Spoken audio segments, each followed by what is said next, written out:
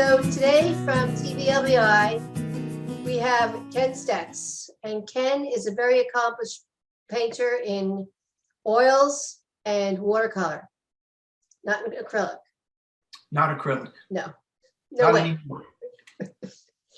And so Ken, why don't you tell us a little bit about yourself, like as in your education and how many years you've been doing this, and Okay. I went to and graduated from the Spectrum Institute for the Advertising Arts in 1982 or 1981, 82.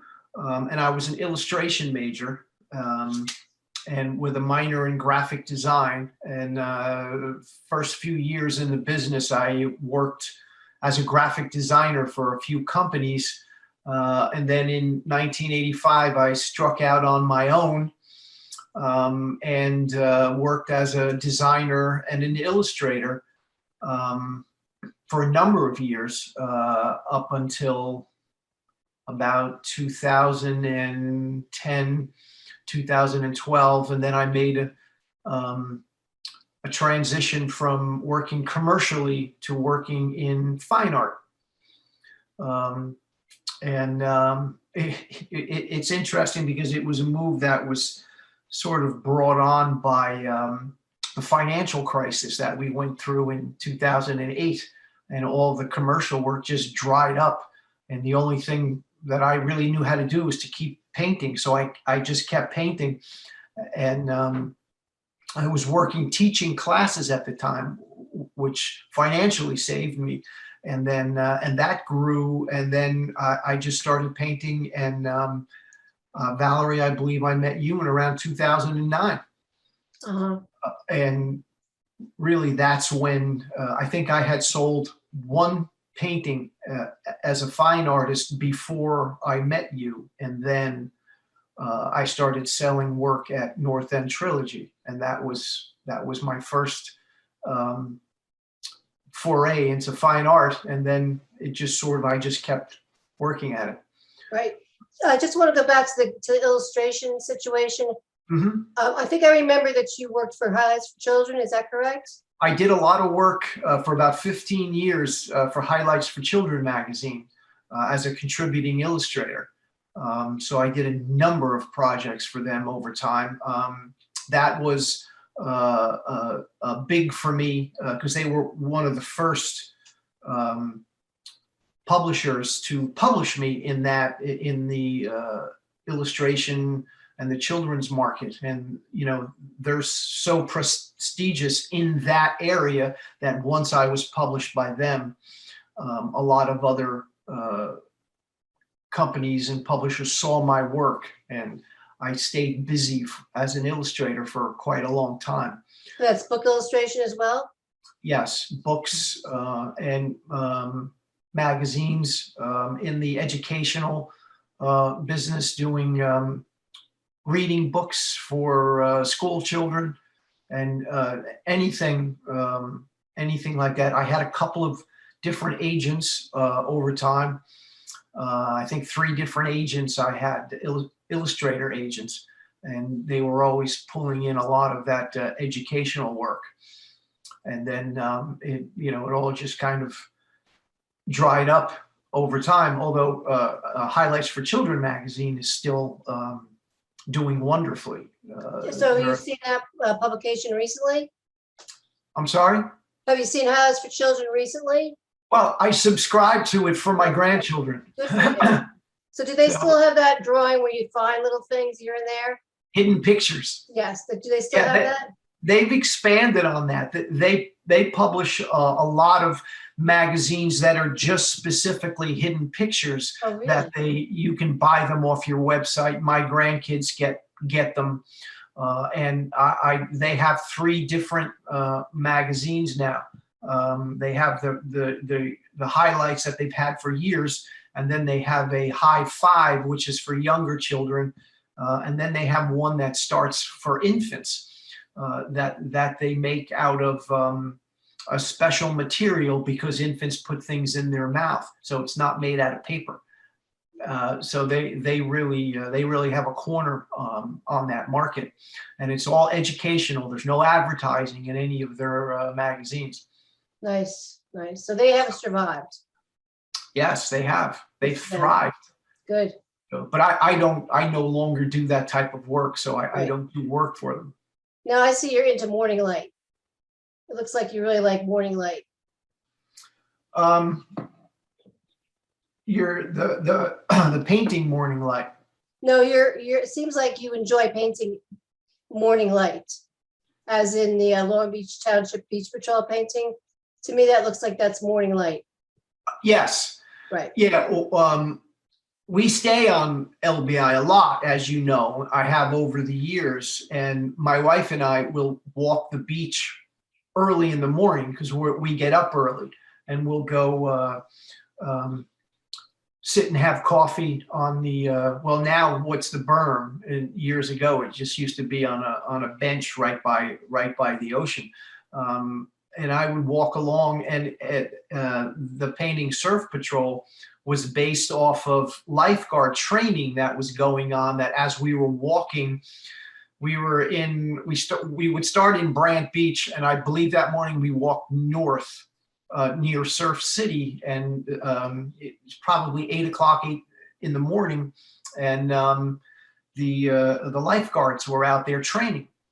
And one of the things they were doing that particular morning was they were launching the lifeboats from the beach, and then they would have to get out past the breakers without swamping.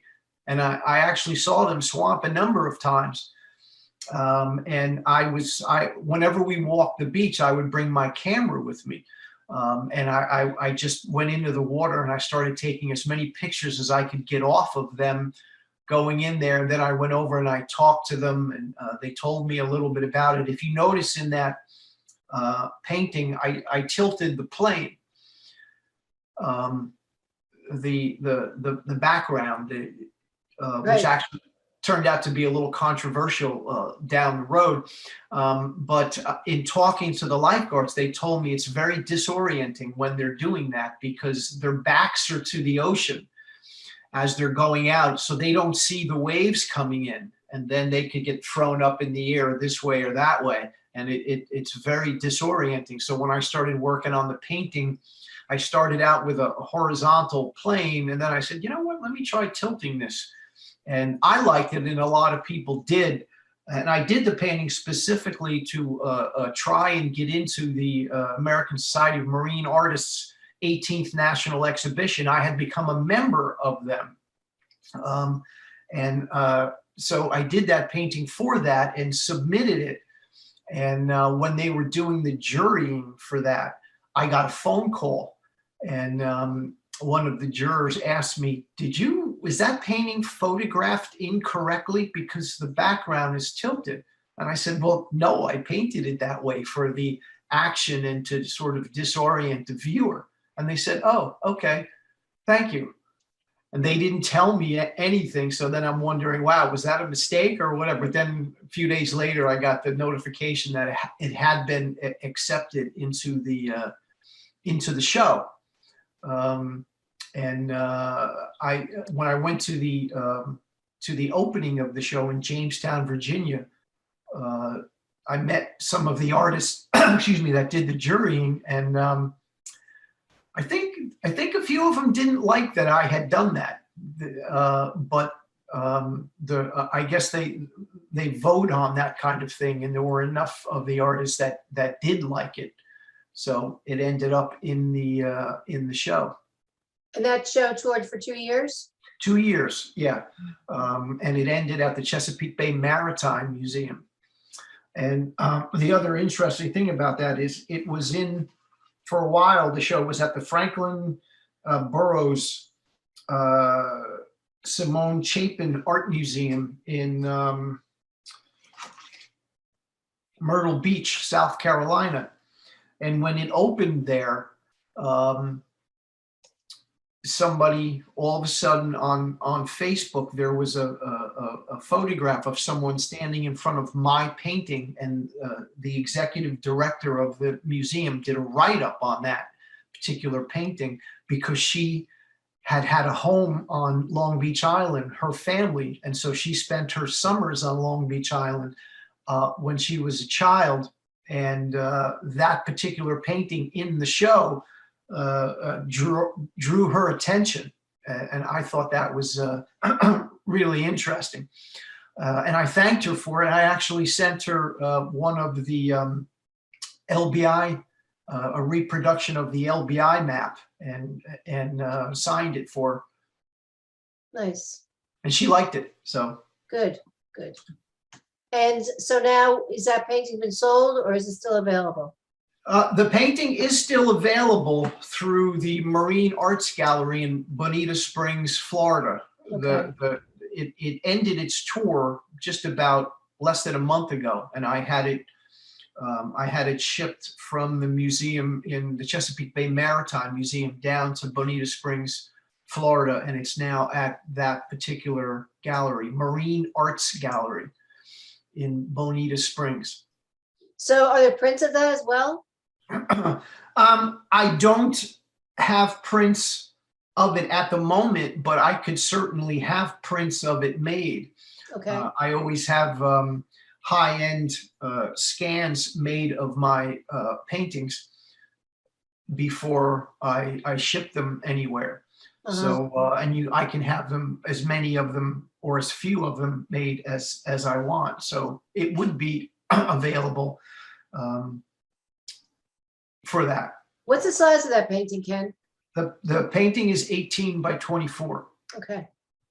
So great perspective there.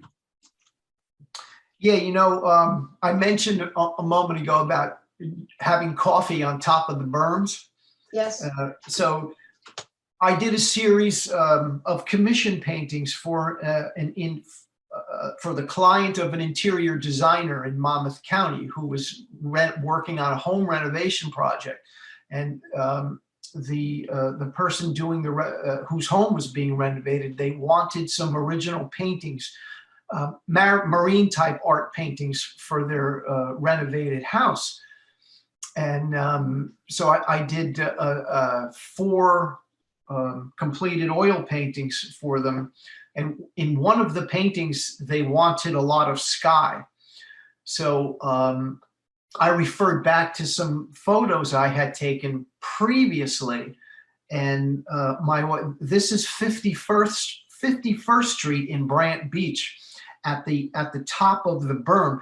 So this image is post Sandy, just from a few years ago after the berm was built, and they planted all the seagrass there. And at the very top, there was a pathway, and at the very top of the berm, there was a bench. So my wife and I would walk down when we stayed on Long Beach Island. We would walk straight across from West 51st Street, straight across to the to the bench on top of the berm and sit there and have coffee. So I titled the painting Morning Coffee. Okay. Because it was our view. And if you look to the left side of the painting, there's you can see some of the homes that were right along, and I made them recognizable as those homes there. So that's the story behind that particular painting. And again, that all of these paintings would be available as prints. I don't know if you remember this, Valerie, but this is a spin-off, a much larger spin-off of a painting that I did that you sold at North End Trilogy. It was an 18 by 24. It was one of my early oil paintings when I started painting in oil. I did a painting of a very similar scene, same wave, probably different background. And later on, this particular painting was done in 2019. And I did a much larger version. It's like 40 something inches left to right. And I always wanted to do it again because I felt like my skill level in oil had gone up dramatically since I had done the smaller version of it that you sold. So I did that painting, and the whole goal was I wanted to capture the way the light came through the curling wave. It's beautiful. And just the sparkly lights in the back wave too are very pretty. Again, early morning. Yeah. Anybody who knows the East Coast knows that the sun comes up over the ocean. So around, just when the sun is up a little bit higher, it creates those flashes of light. When you're sitting there, it's almost like flash bulbs going off as the wave moves and the sunlight is hitting it. And I always loved that effect, and I have attempted to capture that a number of times over the years. And that painting is now available in Marine Arts Gallery in Bonita Springs, Florida. Okay. And next is the horizontal with the seagulls flying over the wave in the background, with a lot of foam in the front. Yes. I call that one Incoming.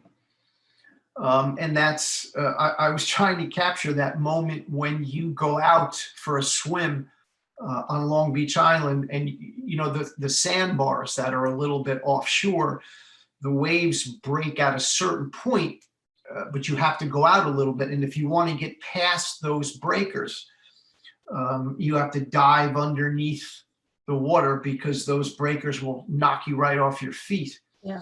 So, and again, it's earlier in the morning, and the sun sparkles off the water, creating those flash bulb effects. And I use a waterproof Nikon camera, so I actually went into the water there and probably got hit by that wave coming in, so that I could try and capture that perspective. When you're right in the water, it's a different perspective than if you're on the beach looking out. The last painting we viewed was more standing on the beach and looking at the waves coming in. This is actually, I'm in the water, and I'm trying to get that feel. So we see the one wave, the white water that's churning up there, and behind it is the next one that's coming in. So they just come in waves, and that's why I titled it Incoming. It's beautiful. So the next one we have here, I think it's a watercolor. The sun is rising, and you can see through the wave at the sun. You can see the sun through the wave, the breaking wave. With the orange on the top. Yes. That is an oil painting. Oh, is it really? Very nice. Yes. And again, that's me going into the surf on Long Beach Island. We were staying there in Brant Beach, and my daughter and son-in-law and 2 grandkids were with us. So my grandson decided he wanted to get up at 5:30 in the morning. So since we were up, well, let's go down to the beach. So we went down as the sun was coming up, and it was just spectacular. And I always tell people, if you've never seen a sunrise on the beach, you're missing something. You have to go and experience that. So as that sun was coming up, again, I was, taking pictures of it very quickly, trying to capture that particular moment. That is the Chincoteague Bay along the southeastern Maryland shore. And that painting helped me get accepted as a signature member to the American Society of Marine Artists. It was a large painting. It was 30 by 40 inches. And it also was selected to become part of the first online international marine arts exhibit that was done in conjunction with the American Society of Marine Artists and 5 other societies from 5 other countries, including Great Britain and Canada and Australia and France. So there were around 70 images that were selected to represent the United States in this exhibition, and my painting was chosen among them. Congratulations. So, thank you. I was thrilled because some of the artists whose work is seen in that exhibit are the best marine artists in the world. And I was very flattered and humbled that they chose my painting to be seen in that, because there are a lot of artists that are much more accomplished than I am, whose paintings weren't selected to become part of it. It's all personal, right, Ken? What's that? It's all personal. People, Yeah, I'm not quite sure what you mean by personal. people choose things for personal reasons. Yeah. The selection committee for that, they're just looking for the best paintings, period. They don't play any favorites with anybody, and if they think the painting is good, they'll choose it. So it was, like I said, it was very flat, and it's still, that exhibition is still going on until June of this year, and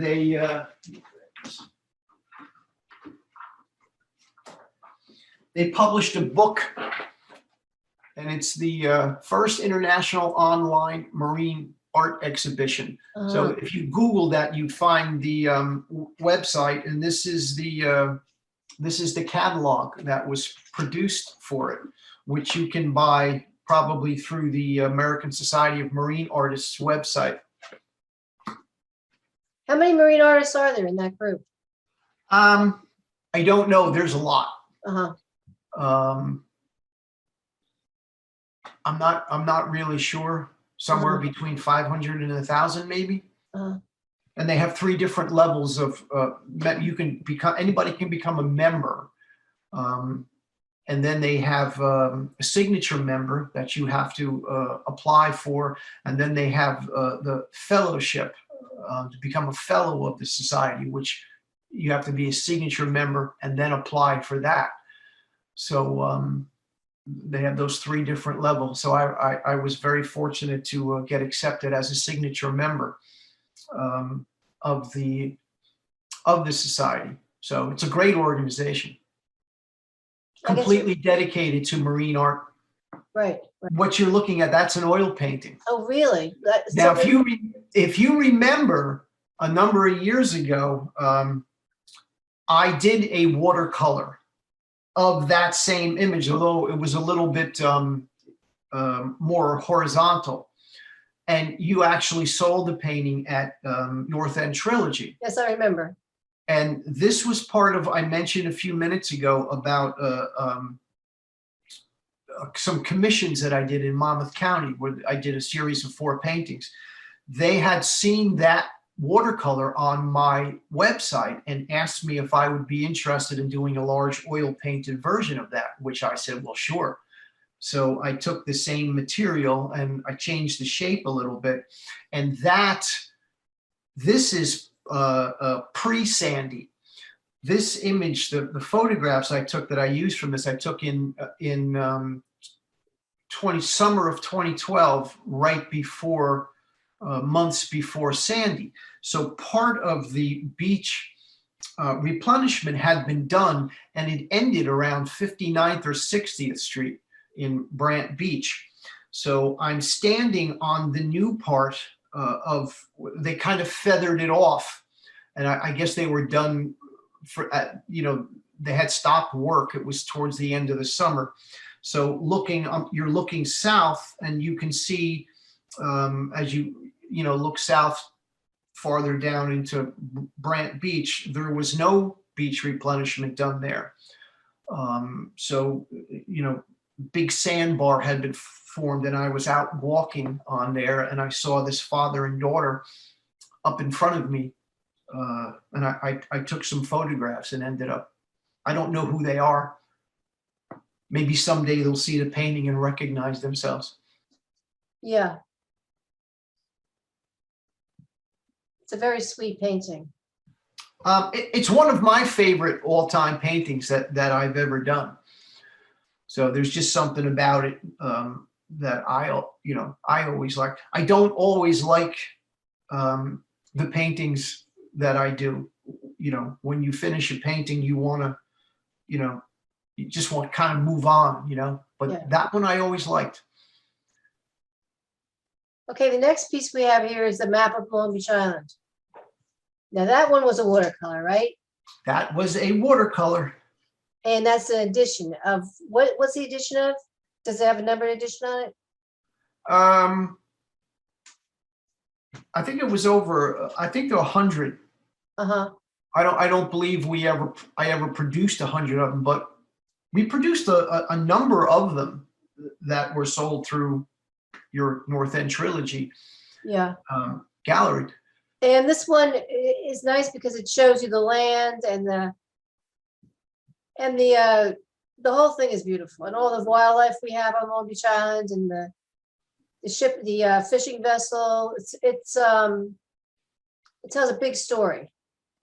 Yeah, if you remember the year that I did that, you and I had a breakfast meeting right in that place across the street. I met you, and I had brought some sketches, and In Barnegat Light, right? yes, Yes. and we talked about it, and you gave me some suggestions on things to add to it. And then I did the drawing. You had the original. You eventually sold the original, and I don't know who bought it. And then we did the signed numbered prints for a number of years. Right. There. And they are also available right now. Yes. Prints. Yes. Okay, the next one is of the gun. Ah. And The where is cannon. that? Where is that painting? That is the National Historic Park in Valley Yeah. Forge. I thought that was Valley Forge. I wasn't sure. Yeah. When we moved out to Pennsylvania here, we're in Collegeville. We're about 15 minutes from Valley Forge. Uh-huh. And my wife Diane and I, when we first moved up here, we did a lot of walking in the park. And we, mostly late in the day. And we would come across these cannons that they had in the park. And this particular one was built in a defensive position. It was the highest point in the park, and they had a cannon facing every direction. It was a defensive position to protect the park against, the British coming out of Philadelphia. Although the British never actually attacked Valley Forge, so there was never a battle there. But they still have all these cannons there. So, we would walk, and I would stop and take photographs of them, and I just caught some really nice lighting there a couple of times, and I decided to do a painting or two of the cannon. And that painting is still available? It's hanging on my wall right here, right now. So yes, it is available. Okay. None of the marine arts galleries are interested in taking it. So the next painting we have is the U.S. Coast Guard rescuing a dog, I think. Well, not exactly. In 2020, I applied to become an artist for the Coast Guard, something that I found out about through the American Society of Marine Arts. They actually have a program they call COGAP, Coast Guard Art Program. So I was accepted as a member of it, and I have produced 2 paintings for the Coast Guard that they accepted into their permanent collection. That was the second one that just this year was juried into their permanent collection, and it's titled Vertical Delivery, and it was from Coast Guard training, and it's actually an explosives detection team. It's a Coast Guardsman with a trained dog, and they're being lowered from a helicopter onto the deck of a boat in the Columbia River in Oregon. And that's why I actually threw, you see there's a mountain in the background. I put Mount Hood in the background to make it recognizable as that area. As an artist in the program, the Coast Guard gives us access to photographs that are shot.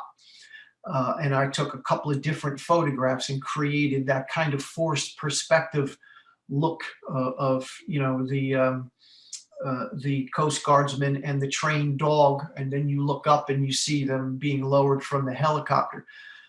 It was impossible for them to capture that in a photograph because of the perspective, but I kind of drew that out, and I thought I made it look interesting. Yes, and so that's a sniffing dog? Yes, a bomb sniffing dog, yeah. Uh-huh. Yeah, the Coast Guard does a lot of things that people don't realize that they do, and that is one of them. Okay, and then we have a nice sailing vessel. It's a nice small size sailing vessel. With a red Yeah, and that painting is actually behind me right yes. here. That is one of my most recent works, and it's my brother-in-law's boat, and he has it down on the southeastern Maryland shore. And for years, I've been sailing with him on it. And whenever I'm out on his boat, I take photographs. And I used about 6 different photographs to create that. To create that painting. I had photographs of the lighting, the light hitting the water, of a sail from one shot, and you know, the light skimming off the boat in another shot. I didn't have them all in one shot, so I did a little study of it, did some sketches, and I just completed that. So the boat is it's a 22-foot Rhodes sailboat. It's a beautiful boat, and it's the biggest boat he could get that could sail in the Chincoteague Bay, because the water is very shallow, and if the sailboat is too big, it'll just run aground. So it's a great boat, and I love being out on it. And I've done a couple of paintings over the years of the boat, and this is the first one I did from on board it. This boat looks like it could be very fast.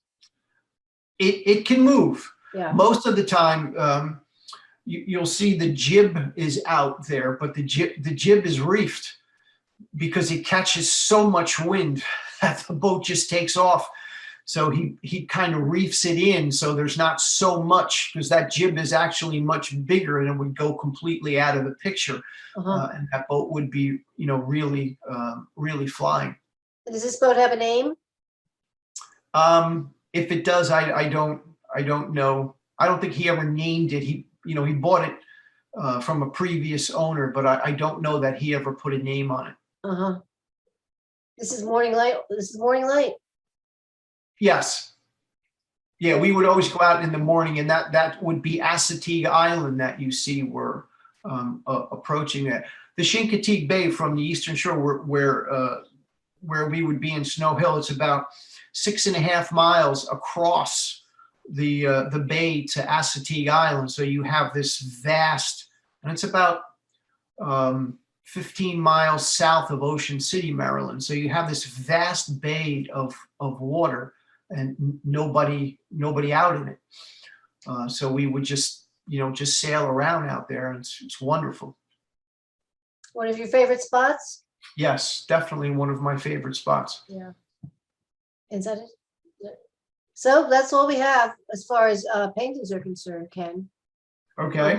I see in your studio there, I recognize a couple of paintings of another sailing vessel, a fishing vessel, the blue one. Over here. Yeah. Yeah, that's a small canvas. I think a 12 by 19 canvas that I'm working on right now. Is that a boat from Barnegat Light? No, it's a crabber on the Chincoteague Bay again. That we came across while on the sailboat.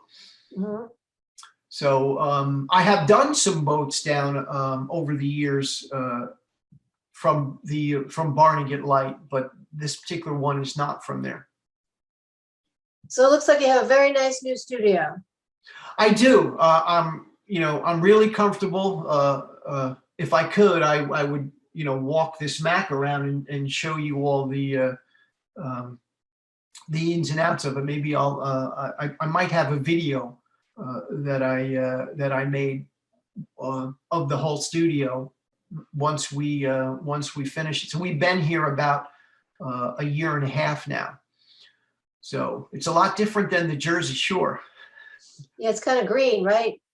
Yeah, there's no ocean that I found yet. A couple of rivers. We're not far from the Schuylkill that runs from, Philadelphia. I don't know how far up it goes, but it goes pretty close by here. So we're about a half an hour north and west of Philadelphia. So, but close proximity to the Jersey Shore. Yes. Are you inspired by the environment there? Yeah, to a certain extent. I've done a couple of paintings. I did the Canon painting. I can excuse me for a second, and I'll grab. This is a winter scene. Oh, beautiful. This is our backyard. Beautiful. In the winter, we have a sunroom on our house, a year-round heated sunroom, and it faces east. So we get these beautiful sunrises every morning. And Beautiful. Last winter we had a lot of snow, and I would take pictures in the morning, and I decided I would do this snow scene. Very nice. I don't do many snow scenes. You're a warm weather guy, right? I am a warm weather guy. I'm not a big fan of winter. So We hung through.